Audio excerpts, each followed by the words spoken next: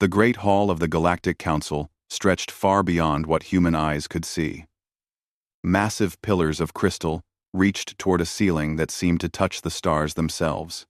Representatives from dozens of alien races filled the curved seating areas, their forms as varied as the worlds they came from. Ambassador Elena Vasquez stood alone in the center of the hall. Her simple black diplomatic uniform looked plain compared to the glowing robes, metallic shells, and energy forms that surrounded her. She kept her back straight and her face calm, even though she knew what was coming. High Counselor Thexara rose from the main platform. The insect-like alien towered 3 meters tall, with 4 arms ending in sharp claws and compound eyes that reflected the hall's lights like broken mirrors. When he spoke, his voice buzzed through translation devices worn by every representative. Human ambassador. Thexara's mandibles clicked as he formed words. Your species has ignored our warnings for the last time. You have built colonies in spaces that belong to the Council. You have taken worlds without permission. This ends today. Murmurs rippled through the assembly. Most were sounds of agreement. Elena heard the musical chimes of the Zephyrians, the electronic pulses of the machine race called the Builders, and the low humming of creatures she could not even name. Your people will leave all worlds beyond your home system. Thexara continued. You have 72 hours. If you refuse, the combined fleets of the Council will remove you by force. Laughter erupted from the galleries. The sound was alien and harsh. Elena heard clicks, whistles, and electronic static that her translator rendered as mockery. A delegate from the crystal-skinned Zephyrians stood up. Counselor Thexara, why waste time with warnings? These humans are barely out of their caves. They have been traveling between stars for what? 200 years? More laughter. My people have sailed the void for over 3,000 years. The humans are children playing with tools they do not understand. Indeed, buzzed another voice. This came from the Veltar Collective, a hive mind that spoke through one chosen body. Our scans show their technology is primitive. Their ships are slow. Their weapons are crude. They pose no threat to any council member. Elena watched as more delegates joined the mockery. They called humans talking apes and barely evolved mammals. They said humans were good only for simple labor and basic farming. Some suggested keeping a few humans as pets or study subjects after removing them from their colonies. The ancient beings called the architects floated in their energy forms above the main floor. Even they, who rarely spoke in council sessions, shared their thoughts through harmonious tones that the translators interpreted as, the young mammals show promise, but lack wisdom. They reach too far, too fast. Through it all, Elena remained silent. She had expected this. Earth's intelligence services had warned her that the Council viewed humanity as an upstart race that needed to be put in its proper place. The galaxy's older civilizations did not welcome newcomers who expanded too quickly. High Counselor Thexara raised one of his forearms for silence. The Council has spoken. Human, what is your answer? Elena stepped forward. I request permission to communicate with my government. I. The request brought fresh waves of alien laughter. Look at the little human, chittered a delegate whose body looked like living metal. She thinks her primitive leaders can find a solution to this problem. Perhaps they will offer to be slaves, suggested another voice. Thexara's compound eyes glittered with what might have been amusement. Very well, human. Contact your homeworld. We are curious to hear how primitives react when faced with the might of the Council. Elena pulled a small device from her uniform pocket. It looked simple, almost crude compared to the advanced technology surrounding her. The device hummed softly as it established a quantum connection to Earth. She spoke quietly into it. Her words too low for the alien delegates to hear clearly. The conversation lasted several minutes. Elena's expression never changed, But some of the closer delegates noticed that she seemed to be receiving a lot of information rather than giving it. When she finished, Elena put the device away and walked back to the center of the hall. Every eye, lens, and sensor in the great chamber focused on her. "I have spoken with my government," she announced. Her voice carried clearly through the translation systems. "Earth's answer is no. We will not abandon colonies we have legally established. However, to avoid unnecessary bloodshed, we propose an alternative." The hall fell silent. Even the background humming of various life support systems seemed to quiet. "We ask for 1 week," Elena continued. 7 standard days. At the end of that time, we will demonstrate why the Council should reconsider its position. For a moment, no one spoke. Then the laughter began again, louder than before. Delegates slapped appendages against their chairs, or flashed lights in patterns that indicated extreme amusement. "1 week," screeched a bird-like alien. "What can these humans possibly do in 1 week? They will probably spend it begging other races for help," suggested a delegate whose body resembled a walking tree. "Or perhaps they will write poetry about their brave last stand," added another. High Counselor Thex Era let the laughter continue for nearly a full minute before calling for order. When the hall quieted, his mandibles clicked rapidly in what Elena's translator indicated was alien amusement. "Very well, little human," Thexara said. "Your request amuses us. We grant you 1 standard week to prepare whatever demonstration you think will change our minds. When you fail, as you surely will, your species will submit to Council authority, completely." "And if we succeed?" Elena asked. The question brought fresh laughter from the galleries. Thexara's 4 arms spread wide in a gesture of mock generosity. "If you somehow succeed in changing our minds," he said, "then perhaps we will discuss new terms. But human, understand this clearly. The Council has ruled the galaxy for millions of years. We have seen countless young races rise and fall. None have ever successfully challenged our authority." Elena nodded once. "Understood, High Counselor. Earth accepts your terms." As she turned to leave the hall, the alien voices rose behind her, in continued mockery. They called out suggestions for how humanity might spend its final week. Some were cruel. Others were merely dismissive. All of them shared the same certainty that humanity was about to learn its place in the galactic order. Elena walked through the great doors of the council hall without looking back. Behind her, the representatives of dozens of ancient civilizations continued to laugh at the foolish humans who thought they could challenge the established order of the galaxy. None of them noticed that Elena had been smiling. Commander Zex Thull woke up to alarms screaming through his ship. The Zephyrian officer rolled off his rest platform and checked the nearest display panel. The readings made no sense. "Report!" He barked into his communication device. "Sir," came the voice of his sensor operator, "the human mining colony on Kepler 442b is gone." Zex Thull's crystal-like skin shifted from blue to orange, a sign of confusion. "Gone? What do you mean gone? Did they evacuate?" "No, sir. I mean gone, completely. There are no ships, no buildings, no people, no debris, no energy signatures. The mining equipment we saw yesterday has vanished. Even the landing pads are empty." Zex Thull rushed to the bridge. The main screen showed Kepler 442b spinning slowly in space. The planet looked exactly as it had for millions of years before humans arrived. Empty, rocky, and covered with the mineral deposits that had attracted human miners in the first place. "Run a deep scan," Zex Thull ordered. "Check for cloaking devices or underground facilities." The results came back in minutes. Nothing. The sensors, which could detect a single human heartbeat from orbit, found no trace that humans had ever been on the planet.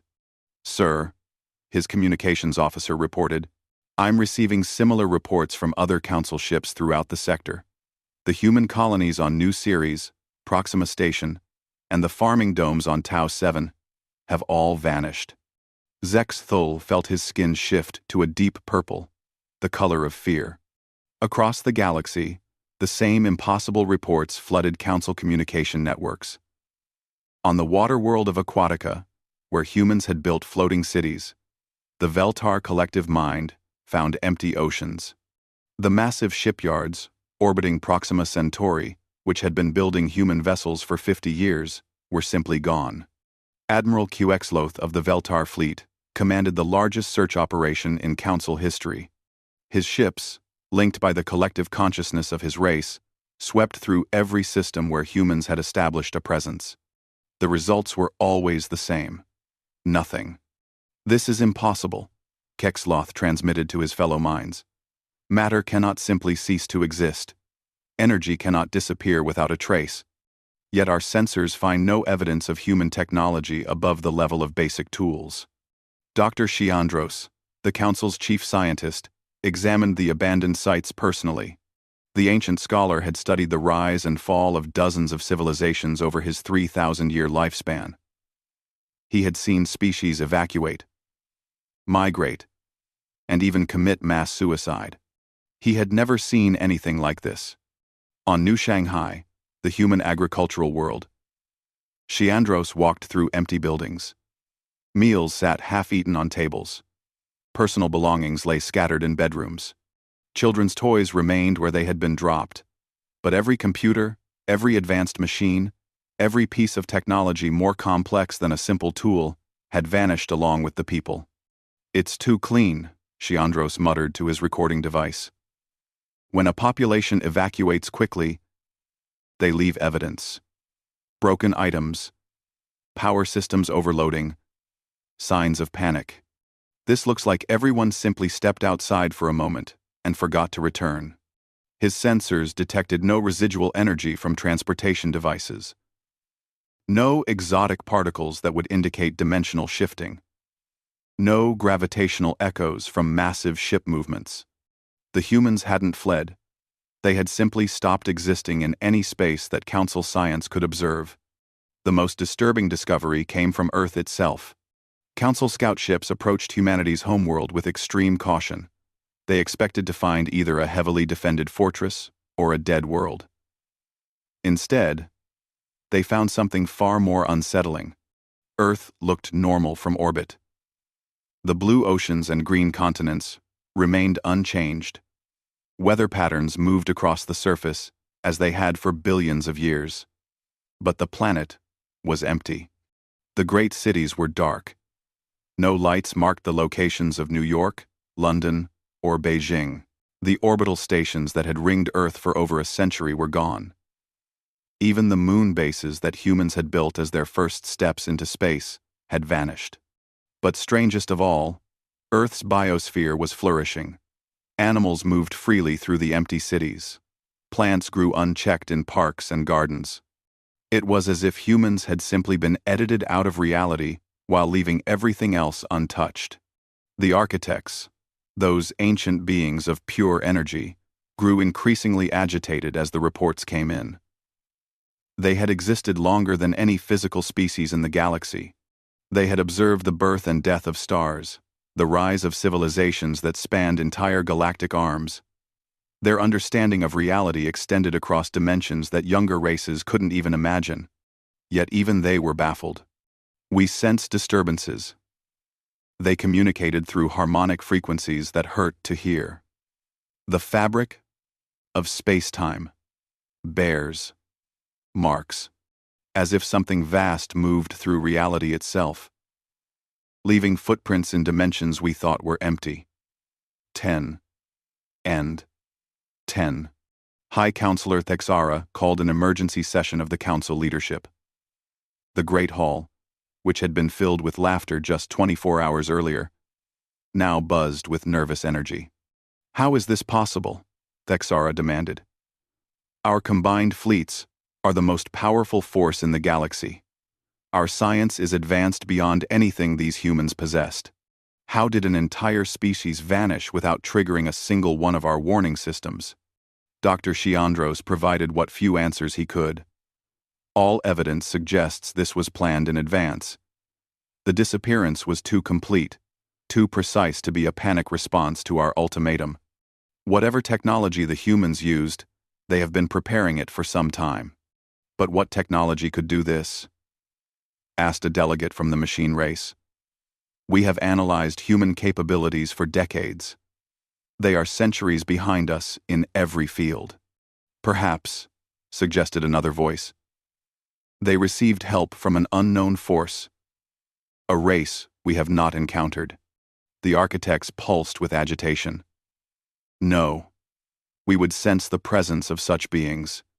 This feels different, as if the humans discovered something new, something we have overlooked. 2. Admiral Keeksloth shared the military perspective. Whatever they did, they have removed themselves from our ability to retaliate. We cannot attack what we cannot find. We cannot negotiate with what does not respond to our communications. Fear began to replace mockery in the council chambers. The delegates who had laughed at humanity's weakness now faced an uncomfortable truth. An entire species had made itself disappear in less than a day. They had done it so completely that the most advanced sensors in the galaxy could find no trace of their existence. But perhaps most frightening of all was the timing. The humans had asked for a week to demonstrate their position. They had used barely 1 day to remove themselves from normal reality entirely. What were they planning to do with the remaining 6 days? In the cold silence of empty space, where human colonies had thrived just hours before, strange things began to happen. Sensors detected brief gravitational anomalies that appeared and vanished in microseconds. Energy readings spiked in impossible patterns before fading to nothing. The humans were gone. But something was watching the Council's ships as they searched through empty space. Something that had learned to exist beyond the reach of Council science was studying its former tormentors with interest that grew stronger each hour. Captain Zarathul had patrolled the spaceways for 30 years. Her ship, the Deep Current, was one of the most advanced vessels in the Nexian fleet. She had seen solar storms, space battles, and the birth of new stars. She had never seen space itself move. "Captain," her sensor officer called out, "I'm detecting something strange in the former human colony sector." Zarathul glided to the sensor station on her 6 legs. The Nexian captain's skin showed patterns of concern, ripples of dark blue flowing across her silvery surface. "Define strange, Lieutenant Quendal. Massive gravitational readings, Captain. But they appear for just a few seconds, then vanish completely. According to our instruments, something the size of a small moon just moved through this area. But there's nothing here." Zarathul studied the sensor data. The gravitational wake was unmistakable. Something enormous had passed close to their position. But the visual displays showed empty space dotted with distant stars. "Could it be a cloaked vessel?" she asked. "No, ma'am. The gravitational signature is too large, and it moved in ways that no known ship could manage. Look at this track." The sensor display showed the path of the mysterious object. It had curved through space in a spiral pattern that would have torn apart any normal vessel. The gravitational forces alone should have been impossible to survive. "Captain," another officer reported, "we're receiving similar reports from across the sector. Ships are detecting massive objects that cannot be seen. Some report their instruments failing temporarily, then restarting as if nothing happened." Zarathul had heard the stories about the vanishing humans. Like most council officers, she had assumed it was some kind of advanced evacuation plan. Now she wondered if the truth was far stranger. "Set course for the nearest report," she ordered. "Maximum sensors. I want to know what's happening in our space." 3 hours later, the Deep Current arrived at the coordinates of the latest sighting. A Veltar merchant convoy had reported complete engine failure while traveling through what used to be a human shipping lane. "Captain," the convoy commander transmitted, "our hyperdrive systems shut down without warning. All attempts to restart failed for approximately 4 hours. Then, Suddenly, everything began working perfectly again. Our engineers found no damage, no cause for the malfunction. Zarathul ordered her own ship's engineers to examine the area.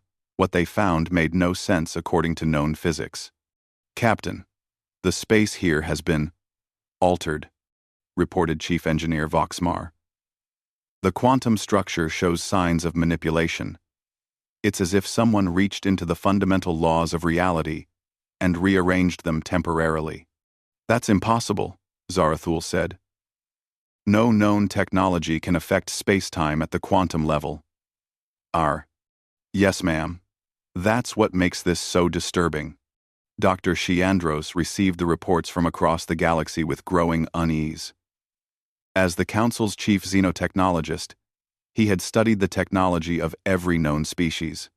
He had theories about forces that might exist beyond current understanding. But the evidence coming from former human space challenged everything he thought he knew. On his laboratory ship, the Eternal Quest, Shiandros analyzed sensor data from dozens of incidents. The pattern was becoming clear, and it terrified him. The anomalies weren't random. They followed paths that connected every former human colony and base. Something was moving through space along routes that humans had established over their 2 centuries of expansion. But whatever was moving operated by rules that Council science couldn't explain. "Computer, analyze the gravitational signatures," Shiandros commanded. "Look for patterns in size, movement, and duration." The analysis took several hours. When it finished, Shiandros stared at the results in disbelief. "The objects are growing," he whispered. "Each sighting shows gravitational signatures larger than the last. Whatever technology the humans deployed, it's not just hiding them, it's allowing them to expand. Axis, axis." End quote. More disturbing reports arrived daily. A Zephyrian research station detected seismic activity on a nearby airless moon. The tremors followed no natural pattern. They pulsed in sequences that suggested intelligence, as if something vast was moving beneath the surface according to a plan. The Builders, a machine race that had perfected technology over millennia, reported the most unsettling encounter.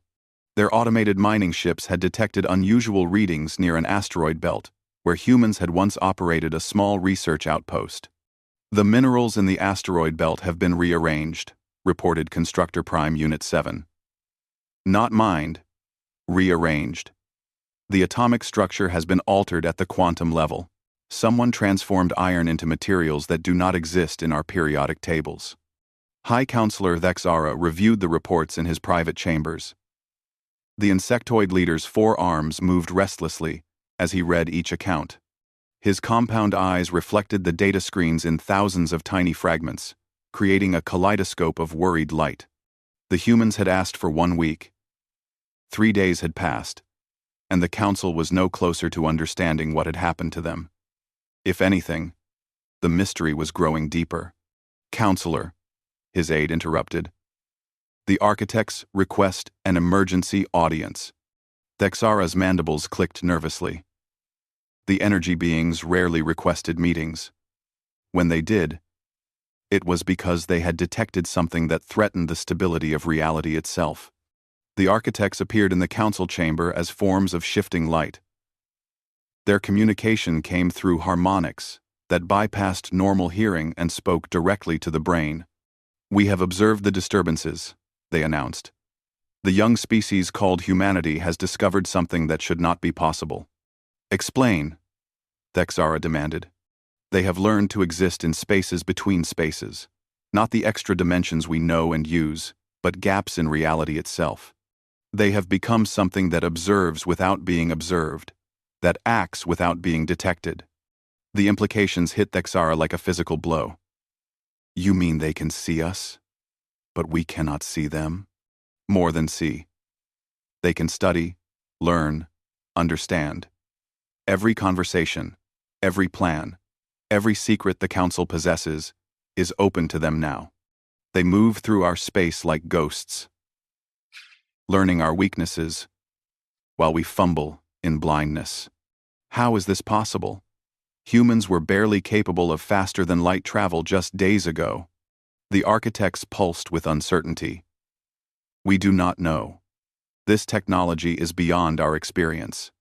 They have achieved in days what took us millions of years to understand was impossible. Panic began to spread through council leadership. Admiral Kexloth dispersed his fleets to maximum alert status. But how do you fight an enemy that exists in spaces you can't reach? Dr. Shiandros worked frantically to develop sensors that might detect the hidden humans, but every attempt failed. Meanwhile, the strange incidents continued. A council diplomatic mission found their ship surrounded by gravitational fields that appeared from nowhere, held them motionless for exactly 1 hour, then vanished. A Zephyrian military patrol detected massive energy readings from empty space, as if invisible cities were being powered by sources beyond their understanding. On the 4th day, something even stranger happened. Ships across the galaxy reported brief moments when their own technology seemed to improve. Engines ran more efficiently. Sensors detected things they had never seen before. Weapons systems showed power levels beyond their normal capacity. The improvements lasted only minutes before everything returned to normal. But the message was clear. Whatever the humans had become, they could enhance council technology as easily as they could hide from it. Fear replaced the arrogance that had filled the council chamber just days before. The delegates who had mocked humanity's primitive technology now realized they were facing something that could manipulate the very foundations of reality. 3 days remained until the week Elena Vasquez had requested would end. 3 days to prepare for a demonstration that might reshape everything the galaxy thought it understood about power, technology, and the nature of existence itself. In the spaces between spaces, humanity watched and learned, and planned. On the 7th day, Elena Vasquez walked into the council chamber exactly as she had a week before. Her simple black uniform was unchanged. Her calm expression showed no trace of concern. She moved to the center podium as if nothing remarkable had happened. The great hall was different now. Where mockery and laughter had filled the air before, nervous silence hung heavy over the assembled delegates. Security forces lined the walls. Every sensor in the chamber focused on the lone human woman. High Counselor Thexara's forearms trembled slightly as he spoke. Human. Your week has ended. Where is your species? Elena smiled. It was a gentle expression that somehow made the alien delegates more nervous than any show of aggression could have. We never left, she said simply. We've been here all along, learning about you. The words sent ripples of fear through the assembly. Several delegates activated personal shields. Others began transmitting emergency signals to their fleets. Elena raised one hand, and a holographic display materialized in the air above her. The image showed the council chamber itself, but from impossible angles.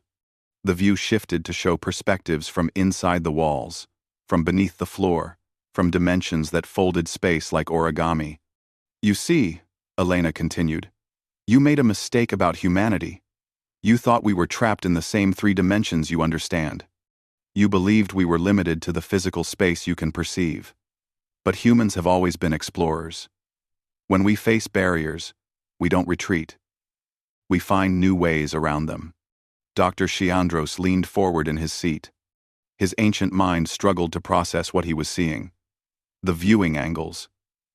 They're impossible. No camera could exist in those positions.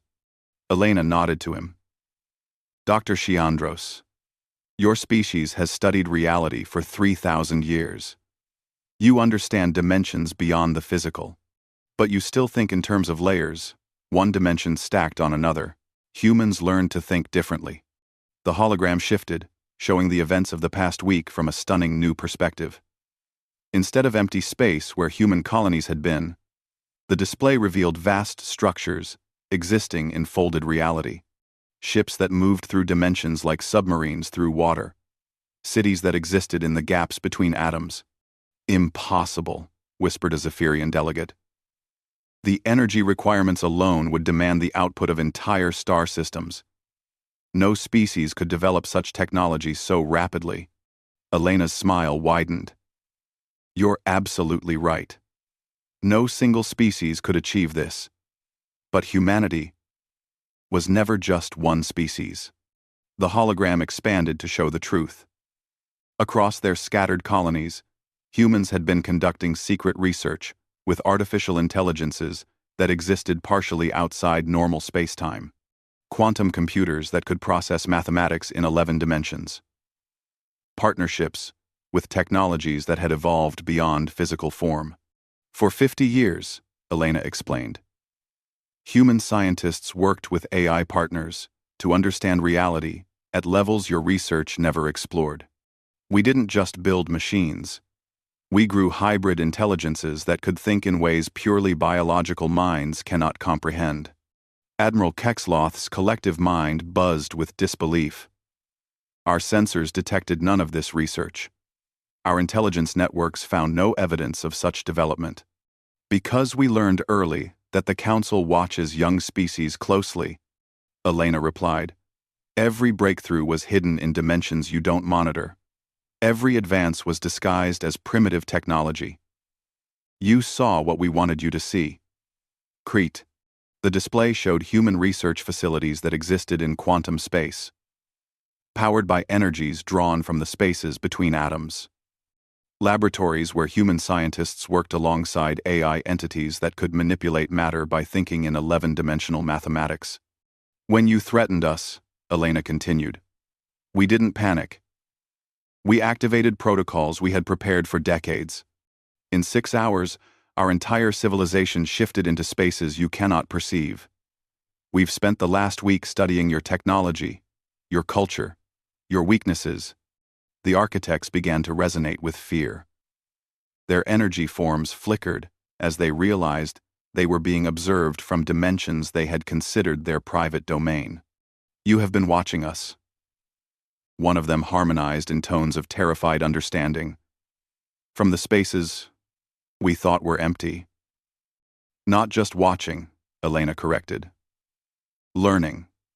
Every conversation in this chamber has been recorded. Every secret communication between your fleets has been intercepted. Every technological innovation in your laboratories has been studied and improved upon. High Counselor Thexara's mandibles clicked rapidly, a sign of extreme agitation. What do you want? Surrender? Tribute? Territory? Elena's expression grew serious. We want what we've always wanted. To explore. To learn. To grow. But the terms have changed. She gestured, and the hologram showed something that made the entire assembly gasp in shock. Human technology had not just hidden during the past week. It had replicated. Ships that numbered in the thousands before now existed in millions. Colonies that had housed thousands now sheltered billions. Operating from 11-dimensional space, we've been expanding exponentially, Elena explained. Every hour, our capabilities double. Every day, we grow beyond what we were the day before. You gave us a week to demonstrate our position. We used that time to become something you never imagined. Dr. Shiandros stood up slowly. His voice shook as he spoke. The gravitational anomalies, the sensor ghosts. You were building. All week, you were constructing. What? Elena's answer reshaped every delegate's understanding of what was possible. Infrastructure, she said. We've woven quantum networks through the foundation of reality itself. Every star system in Council space now contains human technology, operating from folded dimensions. We're not threatening you. We're offering you partnership. But as equals, not as subjects. The hologram demonstrated the scope of human achievement. Networks that spanned the galaxy in dimensions the Council couldn't perceive. Technology that could affect reality at the quantum level. Capabilities that made the Council's most advanced science look like stone tools.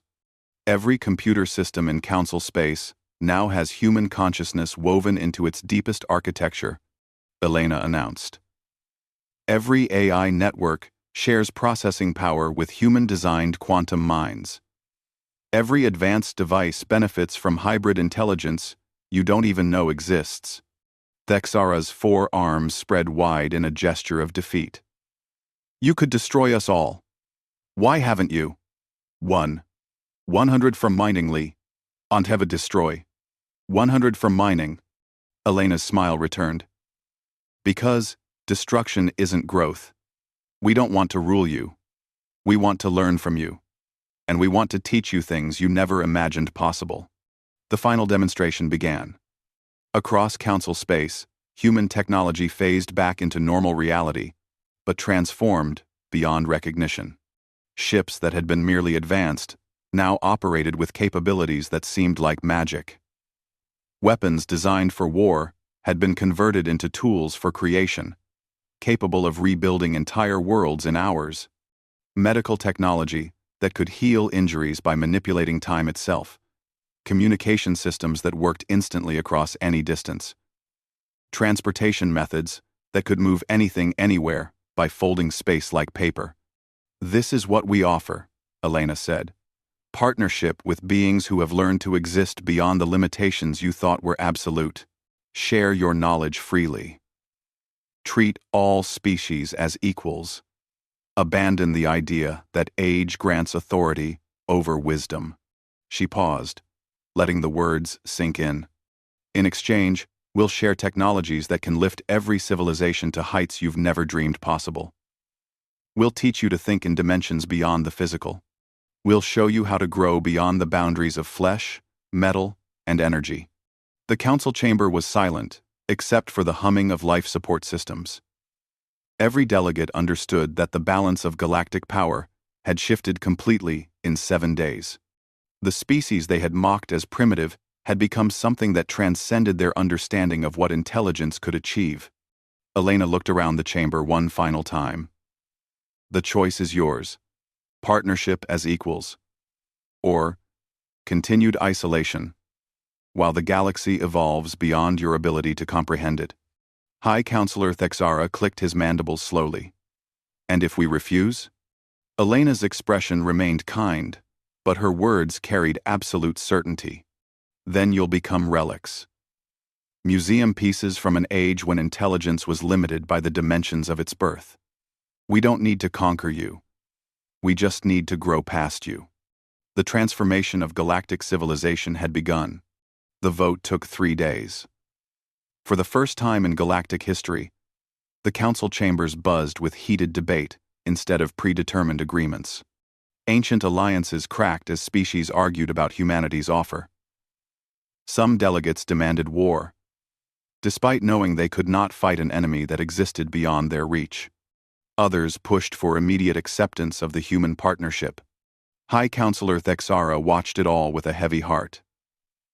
His species, the Kithara, had ruled the council for over 1 million years.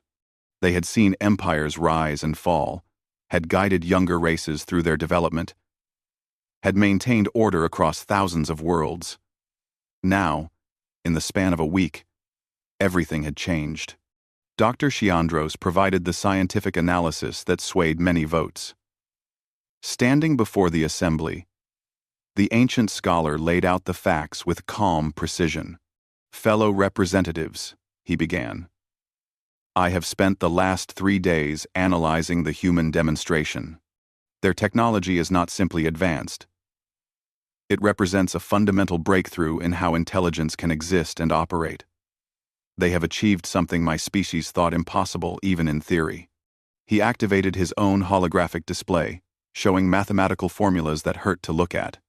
They have created hybrid consciousness that operates across 11 dimensions simultaneously. Their artificial intelligences don't just process information. They exist as living mathematics that can reshape reality through pure thought. Any attempt to match this technology would take our combined civilization's centuries of research. Murmurs rippled through the chamber. The builders, who prided themselves on technological superiority, asked the crucial question. Are you saying we cannot develop similar capabilities? Shiandros nodded sadly. Our minds evolved in 3-dimensional space. We think in linear progression, cause and effect, beginning and end. The humans learned to think in closed loops that exist outside time itself. Their AI partners were designed from the beginning to process 11-dimensional mathematics as naturally as we process sight and sound. The implications were clear. Humanity hadn't just gained a temporary advantage. They had evolved beyond the reach of traditional intelligence entirely. The architects provided the final piece of evidence that convinced the wavering delegates. Their harmonic communication filled the chamber with sounds that bypassed normal hearing and spoke directly to consciousness. "We have observed the changes in dimensional structure," they announced. "The young humans have not simply learned to use higher dimensions, they have learned to create new ones. Reality itself bends to accommodate their growth. They are becoming something that transcends the categories of life and intelligence." Admiral Kexloth asked the question that every military leader was thinking. What does this mean for galactic security? If they continue to grow at this rate, what becomes of the rest of us? Elena Vasquez, who had been quietly observing the debate, stood to answer. "It means," she said, "that the old concept of security through military strength becomes meaningless. You cannot defend against beings who can rewrite the rules of physics. But you can join with them to explore possibilities that individual species could never reach." She gestured, and new holograms filled the chamber. These showed not weapons or fleets, but wonders beyond imagination. Human technology has solved the energy crisis that has limited galactic civilization for millennia. We can provide clean, unlimited power, drawn from the boundaries between dimensions. We can offer instantaneous communication across any distance through quantum entanglement networks that exist outside normal space. The images shifted to show medical miracles that could restore life to extinct species by reconstructing their quantum patterns from dimensional echoes. Transportation systems that could move entire populations to new worlds in minutes. Terraforming techniques that could transform dead rocks into garden worlds overnight. Most importantly, Elena continued, we can teach other species to transcend their physical limitations. Biological minds can be enhanced with quantum processing capabilities. Artificial intelligences can be shown how to exist as pure mathematics. Energy beings can learn to manipulate matter as easily as thought. The promise was staggering. Every species in the galaxy could evolve beyond their current forms, could gain capabilities that had been purely theoretical just days before. But the cost was equally clear. The old order, based on age and accumulated power, would have to end. The Council would need to transform from a hierarchy into a true partnership of equals. The final vote was closer than expected. The older, more established species resisted giving up their privileged positions. Some of the younger races worried about becoming junior partners in a human-dominated galaxy. In the end, the decision came down to a simple truth that Dr. Shiandros presented.